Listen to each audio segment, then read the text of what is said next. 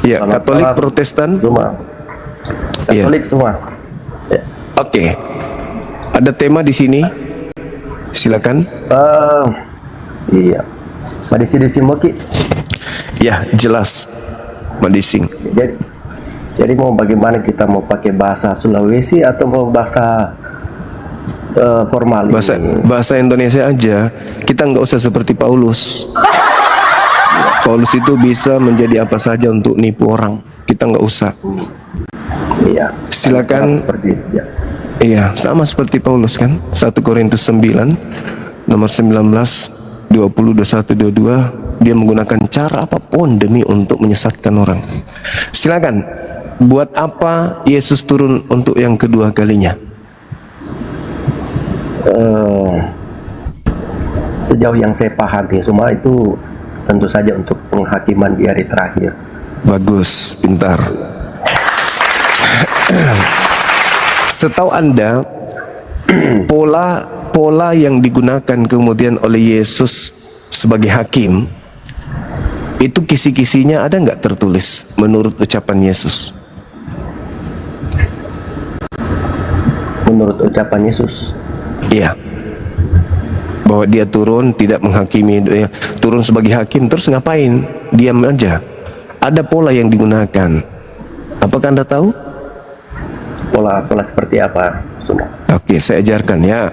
Di dalam Yohanes 12:48, barang siapa yang menolak aku, tidak menerima perkataanku, dia sudah ada hakimnya, yaitu perkataan yang telah aku sampaikan. Perkataan itulah nanti yang akan menjadi hakimnya di akhir zaman.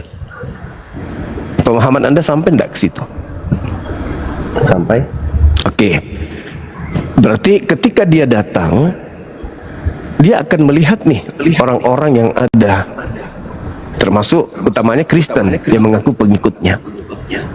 Dia akan melihat orang Kristen ini, loh kok ini agak asing, mengaku pengikutku tapi kok menyembahku. Pengikutku katanya, bermukjizat katanya pakai namaku, tapi kok makan babi, kok tidak bersunat, kok ibadah minggu, kok percaya kepada buku-buku di luar yang diajarkan oleh Bani Israel. Nah, itu gimana menurut pandangan saudara? Pada intinya Zuma, kedatangan Yesus untuk kedua kalinya di hari terakhir itu ya tentu untuk penghakiman bagi orang-orang yang menyesatkan, ya, menyesatkan domba-domba. Jadi istilahnya bahwa dalilnya mana? Yesus. Kenapa? Dalilnya mana? Kalau dalil saya belum ini. Oh, jadi cuman kayak Paulus aja ngomong cerita karangan sendiri kayak Paulus. Enggak. Paulus kan ngomong sendiri, cerita mau, sendiri, ngarang sendiri Paulus itu. Sama seperti Anda sekarang nih. Kenapa nggak berlandaskan kepada Yesus sekali-sekali kalau ngomong? Kalau Anda tidak berlandaskan Yesus, berarti Anda lah penyesat domba itu. Ya, maksud coba berlandaskan seperti apa kan gitu. Kan Paulus, Yesus sendiri mengatakan, Yohanes 12 tadi loh, barang siapa menolak aku, dia sudah ada hakimnya. Siapa hakimnya? Perkataan yang telah aku katakan, perkataan itulah yang akan menjadi hakimnya nanti di akhir zaman. Ya. Berarti ucapan-ucapan Yesus ketika dia menjadi penginjil bagi kaumnya Bani Israel, ucapan-ucapan itulah yang akan menjadi dasar pijakan penghakiman. Contoh, ketika Yesus berkata Matius 15:24, aku diutus hanya kepada domba yang sesat dari umat Israel. Nah, Anda bertemu Yesus, Anda bukan Bani Israel ngaku pengikut. Yesus bertanya, siapa yang mengajarkan engkau menjadi pengikutku? Aku nggak pernah mengatakan aku diutus untuk seluruh dunia. Apa jawaban saudara? Kalau itu sudah sangat jelas, Yesus mengutus murid-muridnya, pergilah ke seluruh penjuru dunia, jadikanlah semua bangsa menjadi muridku. Yesus tidak pernah mengucapkan kata itu. Setelah Yesus, pada saat Yesus mau terangkat ke surga, ya, Nah, itu bukan Yesus yang keluar dari kubur kan maksudnya? ya, terus Nah, itu bukan Yesus. Dengarkan. Sebelum penyaliban, Yesus sudah menamatkan ajarannya. Yohanes 17 nomor 8. Apa kata Yesus? Segala firman yang engkau berikan, yang Bapa berikan kepadaku, telah aku sampaikan kepada mereka muridku. Muridku telah menerimanya segala firman itu, dan muridku percaya bahwa engkaulah Bapa yang telah mengutus aku rasul. Nah, segala firman telah aku sampaikan. Ada enggak di antara seluruh firman tersebut yang telah disampaikan ini, yang mana dia mengajar muridnya untuk pergi ke seluruh bangsa? Ada enggak? Ya, itu tadi yang saya katakan. Itu ucapan setelah keluar dari kubur. Sedangkan ucapan yang diucapkan Yesus di dalam penginjilannya adalah di dalam Matius 10 nomor 5 nomor 6, Yesus berpesan kepada ke-12 muridnya agar jangan ke bangsa lain, tetapi pergilah kepada domba-dombaku yang sesat dari umat Israel. Itu ucapan Yesus. Jadi ucapan yang keluar dari kubur itu bukan ucapan dia, itu tambahan yang muncul belakangan. Karena segala firman telah Yesus sampaikan, dan tidak ada segala firman itu mengatakan pergilah ke seluruh dunia, akulah Alfa dan Omega, akulah Yesus yang kau aniaya. Enggak ada ucapan-ucapan itu, karangan-karangan yang muncul belakangan. Ditutup pengajaran Yesus dengan Yohanes 17 nomor 8. Coba dilihat saja, cuma di Matius 8. 9. No. Matius 28. Matius 8 nomor berapa? 19. Iya, 19 sampai 20. Ya, yang nomor 20-nya itu bukti bahwa itu yang keluar dari kubur bukan Yesus. Nomor 20-nya Anda konsentrasi coba. Dan ajarlah mereka melakukan segala sesuatu yang telah aku ajarkan kepadamu. Nah, mana ajarannya yang telah aku sampaikan untuk mengajarkan orang lain menjadi Kristen? Maksudnya ajaran apa? Ya Kan Yesus sudah mengajar kepada, Yesus kan sudah mengajar ke murid-muridnya. Ya, ada nggak Yesus mengajarkan kemudian untuk ke gereja menyembah dirinya? Itu sebuah sama seperti yang kita lakukan ya. Ada tidak seseorang dari Tuhan itu mengajarkan kita bagaimana caranya minum air putih menggunakan gelas? No. Ini sesuatu yang sangat luar biasa. Itu suatu Orang hal Yahudi, yang teknis. Orang Yahudi diajarkan jangan ada ilah lain. Yesus sendiri mengatakan hidup kekal itu adalah mengenal Engkau satu-satunya Tuhan, dan mengenal aku sebagai utusan Tuhan. Yohanes 17 nomor 3. Terus kenapa Kristen menjadikan Yesus Tuhan? Itu ajaran siapa? Ajaran para murid. Murid mendapatkan ilmu dari mana? Dari Yesus. Di mana Yesus mengajarkan mereka untuk menyembah dirinya? Bukan dalam arti Yesus mengajarkan menyembah seperti apa yang cuma harapkan. Yang Anda lakukan di gereja itu loh, hari Minggu. Ada Yesus mengajarkan itu? Makanya saya analogikan kepada Zuma. Pernah tidak Yesus itu mengajarkan kepada murid-muridnya atau kepada saya cara meminum air menggunakan gelas? Ya nggak perlu, tapi Yesus mengajarkan kan menyembah. Yesus mengajarkan menyembah kepada siapa? Itu analogi Zuma. Yesus mengajarkan menyembah kepada siapa? Murid-muridnya, kepada umatnya cara menyembah Yesus. Yesus menyembah kepada siapa? Yesus menyembah kepada siapa? Perlu tidak Zuma? Yesus menyembah kepada siapa? Yesus menyembah kepada siapa? Pertanyaannya perlu tidak? Ya perlu dong. Ini kan caranya. Yesus mengajarkan bagaimana dia menyembah. Ayo. Seperti apa? Ya seperti apa? Dia sujud, berdoa kepada Bapa, baca Yohanes 17 nomor 1 dan seterusnya. Di situ Yesus menerangkan bagaimana tata cara dia beribadah. Baca Matius 26 nomor 39. Begitu caranya Yesus beribadah kepada Tuhannya. Yesus menyembah enggak? Tunggu dulu, Yesus menyembah tidak?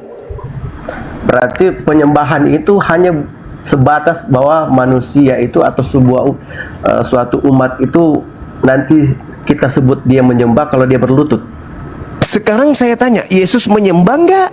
Nah, dijawab dulu. Yesus menyembah tidak? Berarti Jangan bawa, jangan berarti bawa, batas dari sebuah penyembahan itu dalam sikap berlutut. Kan Yesus mengatakan.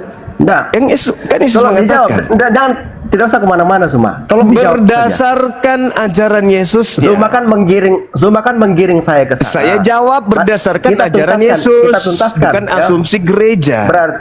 Berarti Zuma itu kemudian Yohanes menggiring 10 bahwa nomor penyembahan 27. itu hanya sebatas dari sikap berlutut. Dengar. Sujud. Yesus mengatakan, aku mengenal pengikutku. Pengikutku mengenal aku. Mereka mendengarkan suaraku dan mengikuti aku. Kalau aku sujud, pengikutku ngapain?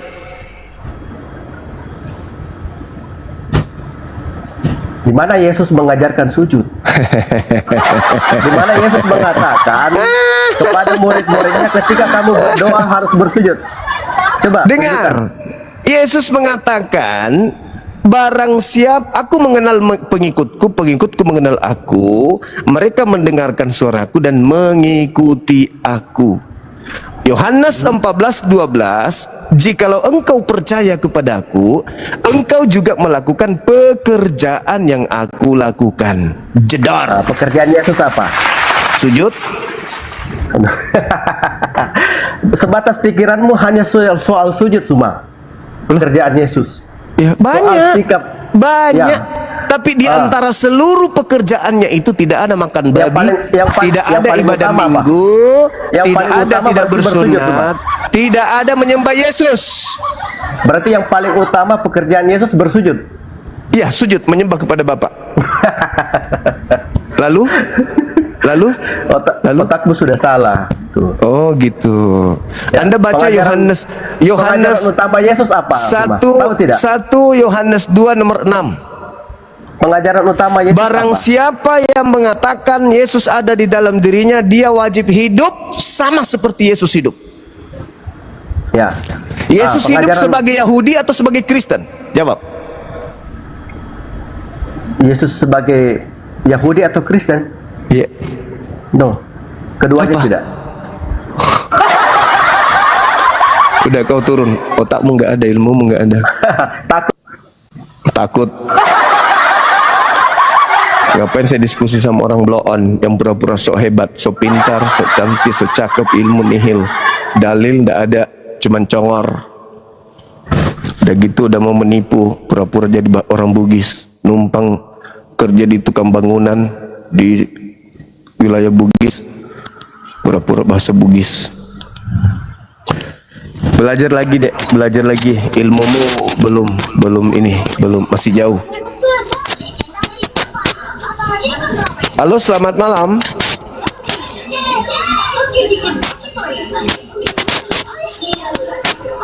Halo, semangat malam. Saya tidak perlu diskusi sama orang Kristen yang sudah menolak dalil. Untuk apa? Untuk apa saya diskusi dengan orang yang menolak dalil? Lah, dia lebih pintar dari dalil kitabnya, nanti segala-galanya bisa ditipu. Orang kalau sudah melawan dalil kitabnya sendiri, itu sudah tidak layak dijadikan teman diskusi. Nanti akan jadi hujat-hujatan ujung-ujungnya. Karena lawan kita sudah kalah. Tanda-tanda orang sudah kalah itu sudah tidak percaya dengan dalil. Itu. Barang siapa yang percaya kepadaku, dia akan melakukan pekerjaan yang aku lakukan. Pekerjaan apa yang dilakukan oleh Yesus? Yaitu sujud. Ada nggak dia salto di gereja? Nggak ada. Ada nggak Yesus Natalan makan babi? Nggak ada. Dibantah dalilnya. 1 Yohanes 2 nomor 6. Barang siapa yang berkata Yesus ada dalam dirinya, maka dia wajib hidup sama seperti Yesus hidup. Naik lagi si Balesu. Kenapa? Kamu sudah menolak dalil. Takut kok kah? Kalau kau sudah menolak dalil, lalu saya mau diskusi apa dengan kamu? Takut kok itu semua, takut kok. Enggak, aku tanya dulu. Kalau saya menghadapi kamu, saya mau hadapi siapa? Dalilmu kau bantah. Makanya saya Kamu itu semua selalu makanya bertemu dengan apa? orang-orang Makanya Kristen. apa? Kalau Kamu, kau kamu selalu dalil mencoba sudah untuk dalil kitabmu, menggiring dalilmu, dalil menggiring kitabmu, pemikiranmu supaya orang ikut dengan opinimu. enggak, kau membantah dalil kitabmu sendiri, itu mau kayak mana lagi diskusinya kita? Hah? Kau Makanya membantah dalil dalam kitabmu itu, saya diskusi dengan siapa? Orang gila.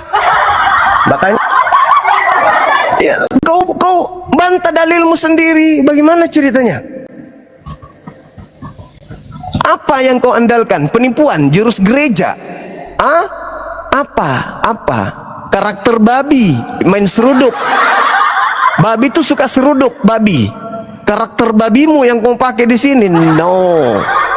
Kau bicara itu, kalau kau sudah tidak menggunakan dalil kitabmu, kau mau diskusi pakai apa?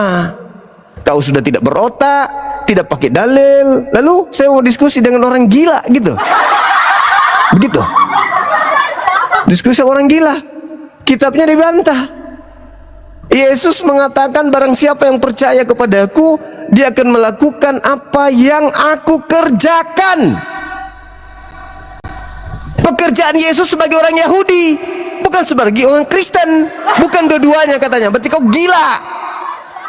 Yesus itu memperhatikan hidup ala orang Yahudi. Kau bilang tidak. Kau mau mengatakan Yesus ateis. Kalau cuman modal semangat diskusi kawan, Paulus sudah hadapi saya. Memang belum ada orang yang bisa hadapi saya, berhadapan dengan saya berdiskusi tentang kristologi. Belum ada. Belum. Levelmu jauh di bawah, di telapak kaki. Kau bantah dalil kitabmu sendiri. Saya berdiskusi samamu, saya pakai dalil kitabmu, kau bantah dalil kitabmu. Bagaimana itu? Sumpah, saya tidak ingin membantah, sumpah. Saya cuma mengikuti cara pandang. Apa yang kau ikuti? Apa yang kau ikuti? Kalau Yesus sendiri kau bantah dalilnya. Apa yang kau ikuti? Yesus mengatakan, aku mengenal pengikutku, pengikutku mengenal aku. Mereka mendengarkan suaraku dan mengikuti aku. Ketika aku ibadah menyembah kepada Elohim, pengikutku menyembah kepada siapa?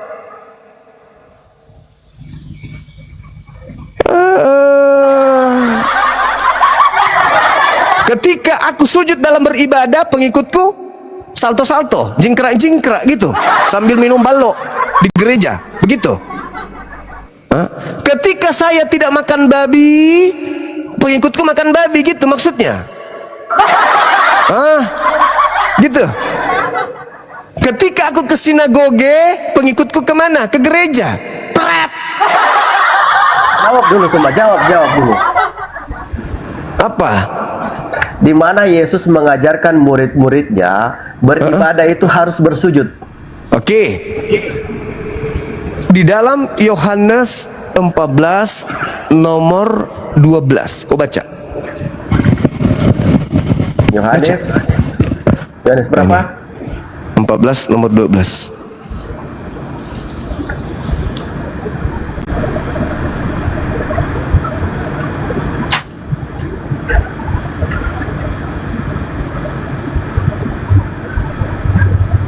Aku berkata kepadamu, sesungguhnya barang siapa percaya kepadaku, ia akan melakukan juga pekerjaan-pekerjaan yang aku lakukan.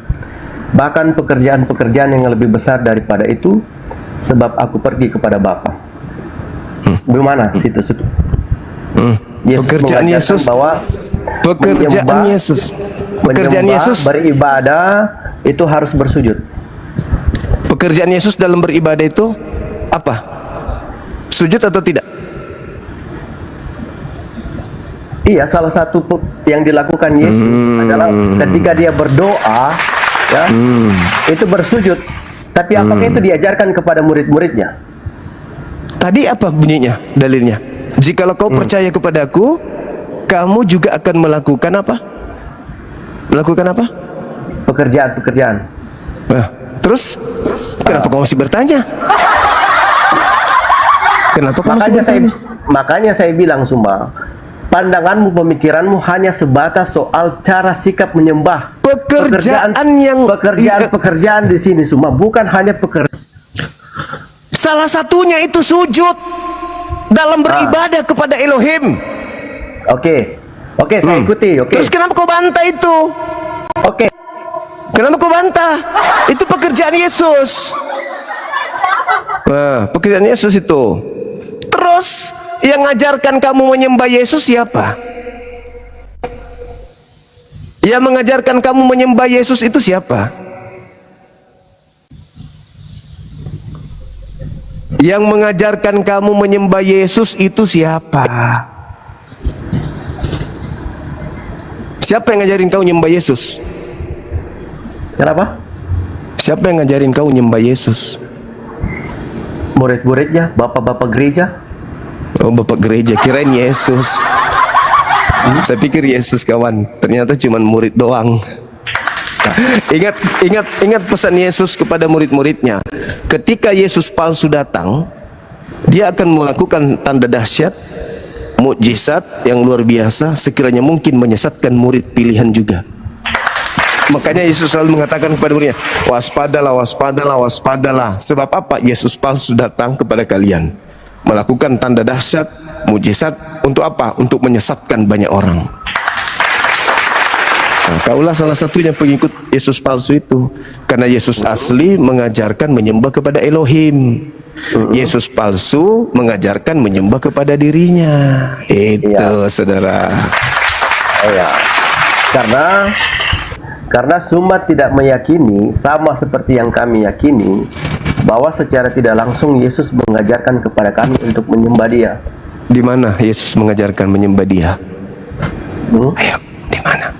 Ikutilah aku dan percayalah aku. Ya, ikuti. Sebab Ikuti aku. dari Bapa. Ikuti aku. Dan aku sama seperti Bapa. Aku menyembah kepada siapa? Ikuti aku. Aku menyembah kepada siapa? Ikuti aku. Aku menyembah kepada siapa? Siapa? Kepada Bapa. Terus kenapa kau menyembah aku? Kami menyembah Yesus, kami menyembah Bapa. Karena Bapa dan Yesus adalah satu. Inilah Kristen, dongoknya tidak bisa dihitung lagi. Mengikuti Yesus itu, mengikuti Yesus ya menyembah Bapa Elohim, bukan menyembah Yesus. Ya Allah ya Karim, dongoknya.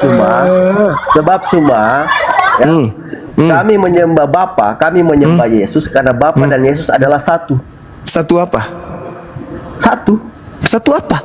Satu dalam kesatuan. Satu apa? Satu apa? Aku tanya kau dulu. Satu RT, satu RW, satu piring, satu sarung, satu celana, atau satu apa? Satu pribadi. Satu pribadi. Jadi ketika Yesusmu itu keluar dari rahim, dari mana? Bapak juga keluar dari rahim. Bagaimana? Nggak tahu. Nggak tahu. Itu nih kalau masih dongok, jangan ikut-ikutan diskusi. Kalau masih bodoh, dongok, bahlul, tolol, jangan ikut diskusi. Begini jadi bulan-bulanan. Iya, makanya saya bilang karena Sumat tidak meyakini seperti apa yang kami yakini. Iya memang karena saya waras. Saya bukan orang gila. Tidak. Loh, sekarang Anda mengatakan Yesus dan Bapa satu pribadi, sementara Yesus berdoa kepada Bapa. Mana bisa satu pribadi berdoa kepada pribadinya? Oh, Bapa yang adalah aku sendiri, ampunilah aku. Tolong jadi orang masih.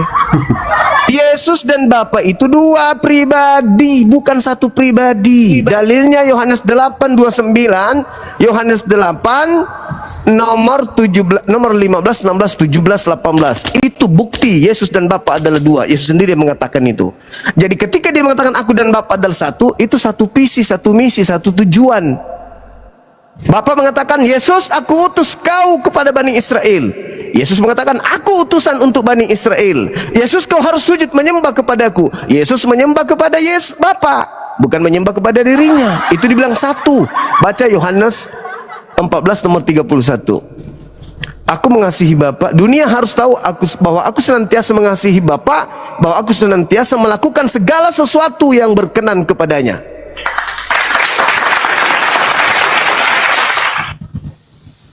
Sebab Bapa tidak membiarkan aku seorang diri, melainkan Bapa yang menemani aku. Berarti aku dan Bapa dua. Gitu. Masa melihat Maria melahirkan, Bapak, Maria gendong anaknya, anakku sayang, yang adalah Bapak Elohim, Tuhanku sendiri. Prat! Orang gila tuh, jangan tuh malasa kapang. Masa dia melahirkan Tuhannya sendiri? Habis itu anaknya besar dia sembah gitu. Oh, anakku yang adalah Tuhanku, halilintar. Topuk murut tuh jangan. Makanya Al-Quran saya mengatakan ulaika kal an'am balhum adallu. Orang-orang kafir itu seperti hewan ternak, bahkan lebih hina dari hewan ternak. Al-Quran saya mengatakan itu tentang kalian. Kenapa bisa? Kamu dikasih otak, tapi kau tidak pakai otakmu. Coba, ada nggak Maria menyembah anaknya? Sedangkan dia adalah manusia yang paling dekat dengan Yesus. Kalian ini siapa? Kalian mendapatkan Yesus dari sisa penjajah Belanda. Maria yang melahirkan Yesus. Ada nggak Maria yang paling dekat dengan manusia Yesus ini menyembah Yesus, anaknya sendiri? Ada? Ada. Di mana dalilnya Yesus? Maria menyembah anaknya di mana? Dia tidak ada secara eksplisit. Ada. Mana dalilnya? Tidak ada. Tidak ada. Persis seperti Paulus ngarang sendiri, tulis sendiri, bikin sendiri, ngaku sendiri. Itulah Paulus. Sama seperti kamu. Itu karena cuma cara pandangmu, cara berpikirmu hanya sebatas soal cara sikap menyembah. Lalu apa? Nah, lalu apa? Sama seperti yang dikatakan Yesus. Barang siapa yang mengikuti aku, mendengarkan perkataanku, bahwa itu salah satu sikap menyembah, bukan? Iya. Nah, sudah kan? Nah, terus apa masalahnya? Yesus menyembah di sinagoge. Yesus menyembah di sinagoge. Kau menyembah di mana? Berarti Maria menyembah Yesus kan? Karena mengikuti dan mendengarkan perkataan Yesus kan? Oh, tidak dikatakan barang siapa yang menyembah aku. Mana dalilnya? Mana dalilnya barang siapa menyembah aku, mengikuti aku? Dia mengatakan barang siapa yang percaya kepadaku. Percaya, bukan menyembah. Percaya kepada Bang Suma beda dengan menyembah Bang Suma. Percaya Prabowo beda dengan menyembah Prabowo. Belajar di mana ente? Jadi bukan lagi menyembah. Apa masalahnya? Percaya lagi. Percaya kan Yesus mengatakan barang siapa yang percaya kepada aku, kamu yang merubahnya dalilnya. Barang siapa yang menyembah aku, di mana Yesus mengatakan begitu? Di mana Yesus mengatakan menyembah? Tadi. Aduh, ini murid Paulus ini. Tadi pertanyaanmu, ya, di mana Maria menyembah Yesus? Di mana Maria menyembah Yesus? Saya jelaskan. Apakah menyembah itu hanya sebatas soal sikap atau cara? Sesuai dengan perintah. Siapa yang mau disembah? Perintah Yesus apa? Di mana dia mengatakan sembahlah aku? Barang siapa mengikuti aku, berarti dia percaya. Mendengarkan perkataanku, berarti dia percaya. Percaya. Mana menyembah di situ? Mana menyembah di situ? Kalau percaya berarti bukan menyembah. Bukan dong. Saya percaya kepada Prabowo. Berarti saya menyembah Prabowo. Berarti menyembah itu harus sebatas soal ya sikap berlutut. Siapa yang meminta disembah, lalu siapa yang menyembah? Itu yang dibilang menyembah. Ada nggak Yesus minta disembah? Kau baca Yohanes. Makanya baca Yohanes 4 nomor 22. Aku menyembah kepada apa yang aku kenal, kata Yesus. Yesus menyembah belum? Kisah Para Rasul 4 nomor 31. Yesus menyembah, dia adalah hamba Tuhan. Terus kamu kenapa jadi gila nyembah hamba Tuhan, Cak Ayu? Iblis apa yang merasukimu? Yesus menyembah Elohim, kau menyembah Yesus. Rusak otakmu.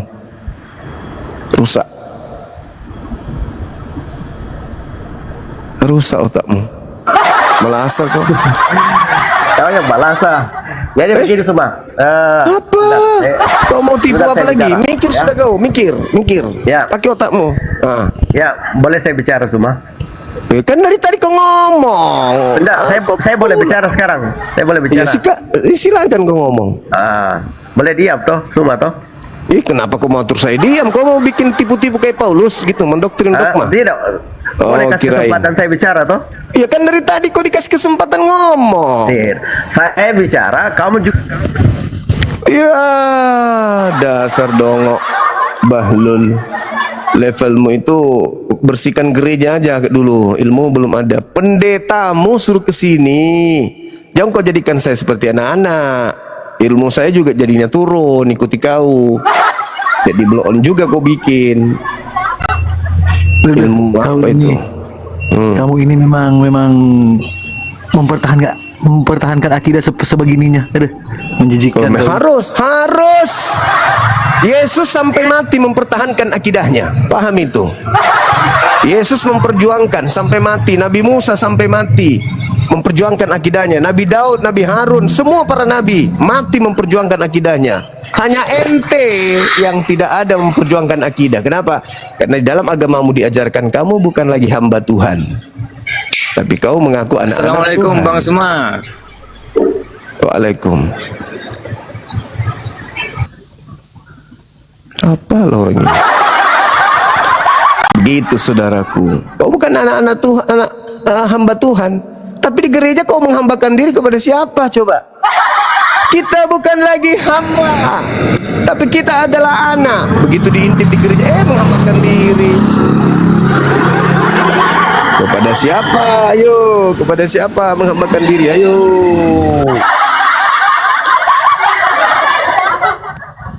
Halo, selamat malam.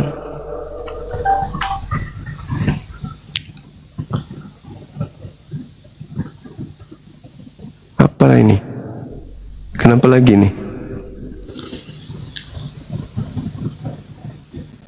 Ngomong apa bang? Gak ada suaranya di sini.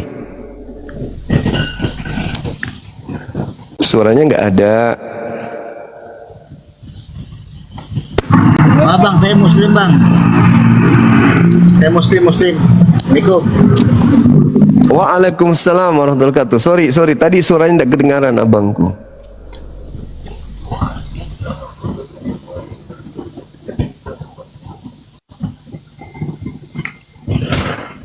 Pendetamu suruh ke sini, jangan kamu yang belum tahu apa-apa gitu loh.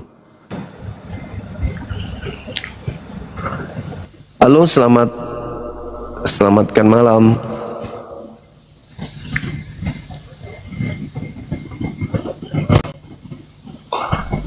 Oh ye. Oh ye.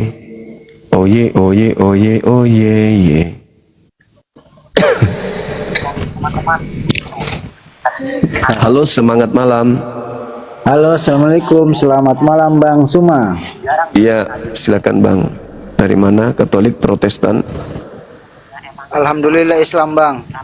Alhamdulillah, masya Allah, luar biasa teman kita ini.